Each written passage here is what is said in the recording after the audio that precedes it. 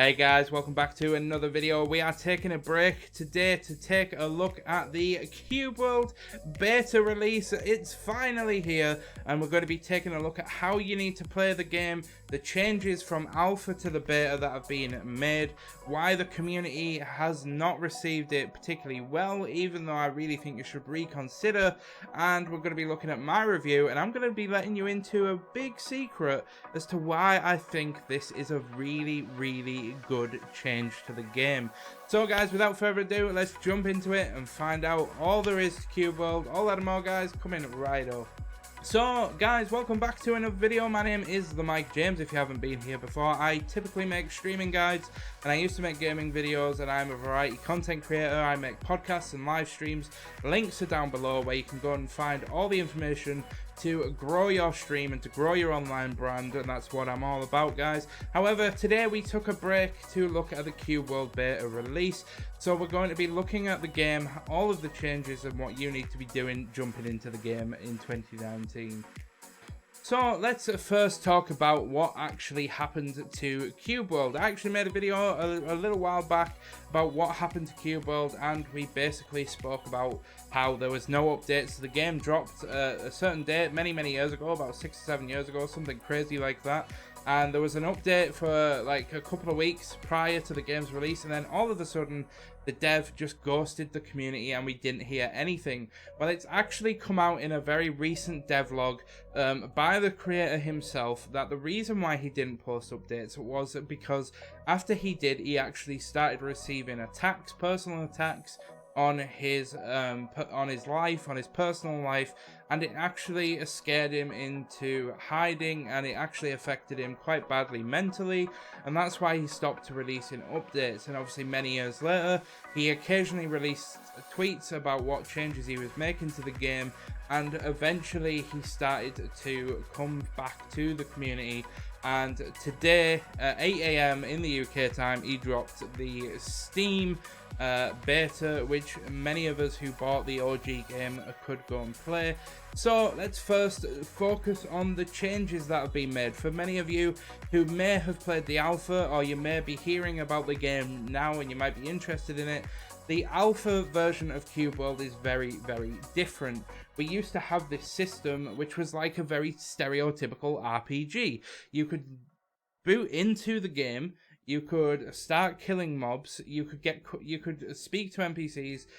You didn't really have that many quests though. It was like go to this dungeon and slay this dungeon, slay this boss, like very basic quests. And the premise of the game was just killing mobs and leveling up and putting your spec points into a spec tree. However, that has been completely removed in the beta. There is no stereotypical killing and leveling system. It is now done purely on biome progression.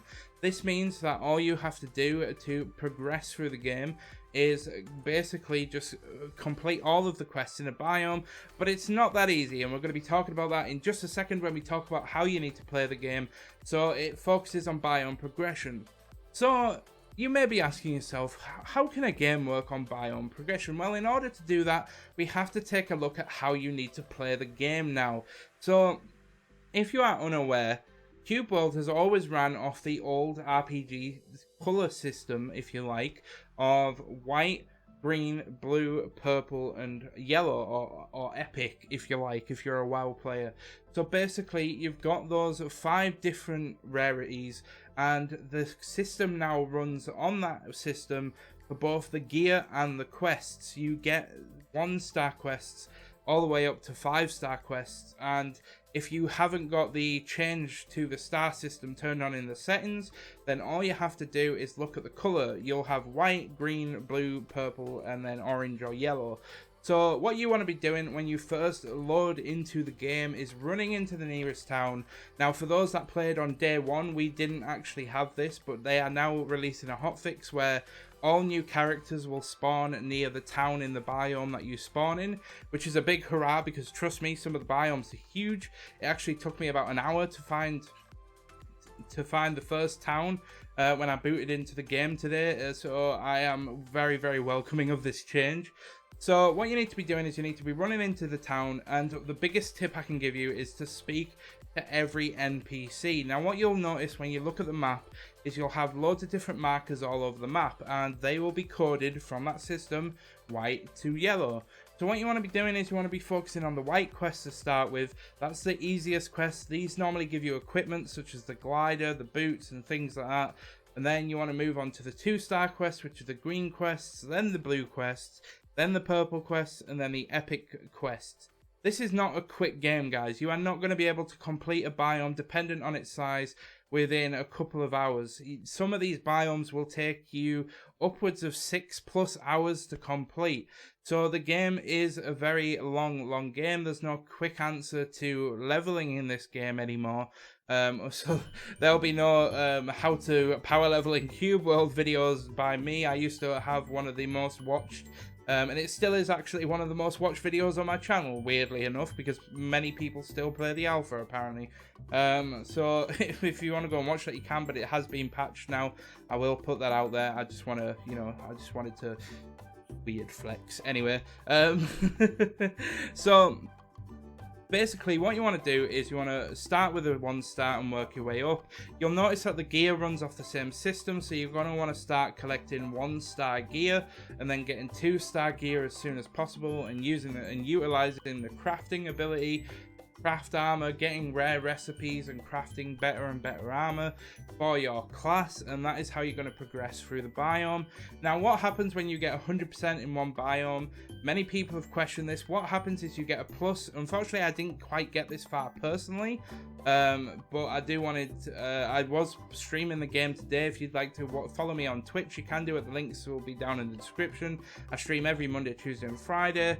I'm not sure if we'll be streaming Cube World until it's released. However, basically we have the system now where you need to be upgrading your gear and focusing on the quests that your gear reflects, and you can do that by hitting B, and you'll see all your character specs on the side, and you'll know where you want to be aiming your focus. And then when you get 100%, you'll get a version of your armor and your weapons, which adds a little plus to the end of it, which basically makes it a slightly weaker version, but not completely null to the point of where it's unusable.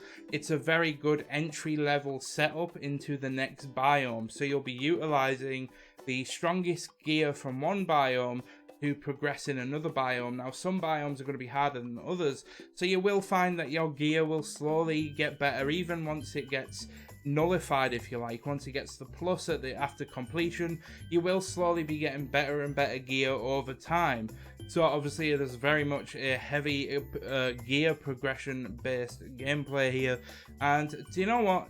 I am going to jump straight into my review here, because I actually really like this change.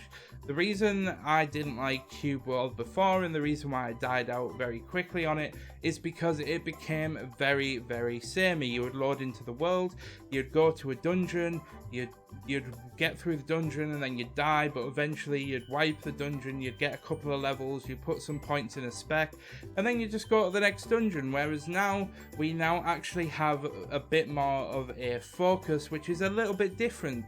But there is also the other side of the fence. I was speaking to a friend today who was playing Cube World with me, and he actually said that change isn't always good. Sometimes change isn't good because RPGs are designed the way that they are because they work. They have worked for many years. So changing the way an RPG works, removing XP drops from monsters, might be the killer of the game, but personally I quite like it. I just feel like the game needs a bit more meat and potatoes around the bulk concept of biome progression. We need to be pointed in the direction. I'm not saying you need to treat the players like idiots and do everything for them. I'm just saying it would have been nice to know, loading into the world, to go and speak to all the NPCs. If it wasn't for the fact that I actually saw the dev tweet about this, I wouldn't actually have gone and spoke to any of the NPCs, and I would have ran around the map for hours and hours just trying to figure out what the hell to do. So I really feel like there needs to be a bit more of a UI designed around biome progression. We need a biome percentage meter somewhere, maybe in the character menu. We need to know when we've completed the biome. We need to know what to do next, because for some people who aren't necessarily well traversed in RPGs like myself, sometimes the obvious, well, isn't quite that obvious.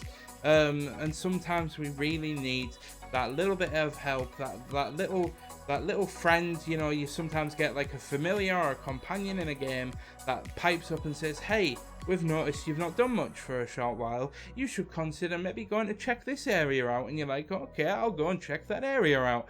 And then you find that, you know, after a bit of searching, that you found the next point that you needed to go to, or the next person you needed to speak to, and then you're back on track again. And sometimes I feel like we need this just to keep ourselves sane. However, guys, overall, I do feel like this is a very, very strong change for Cube World. I just really hope that there is some changes to help people with that biome progression. And guys, please, if you don't like Cube World the way it is, please don't bash the game. I know it's very hard. We give this guy our money and we really, really love the game as it used to be, but sometimes change can be good. So all I'm asking is that you give it a chance, and by give it a chance, I don't mean that you play it for 3 hours and then turn it off and go to Reddit and complain about how angry you are at the dev. I just consider or hope that you get some friends together, you go and play it for a couple of hours, and then you really sit down and think about the game after you've played it for maybe a week or two, and you really just sit there and reflect on the progress that you've made and think, was that worth the money that I paid? And I truly believe that it will if you just give the game a chance. However, guys, that is going to be it for me this week. I hope you can go ahead and follow me in all of the social links down below, where you can come and watch me live, or you can follow the podcast that I host, where we interview partnered streamers and established streamers, so that you can learn their journeys and their advice, so that you can grow as a streamer or as a content creator. And guys, thank you so much for watching. I hope you've enjoyed this video. I know it's been a little bit different from the typical streaming guides, but I hope you've enjoyed it nonetheless, guys. Thank you so much. Don't forget to leave a comment down below. Let me know what you think of the game so far. And guys, I will see you all in the next video. Thank you so much for watching. Don't forget to hit that subscribe button, and I'll see you guys next time.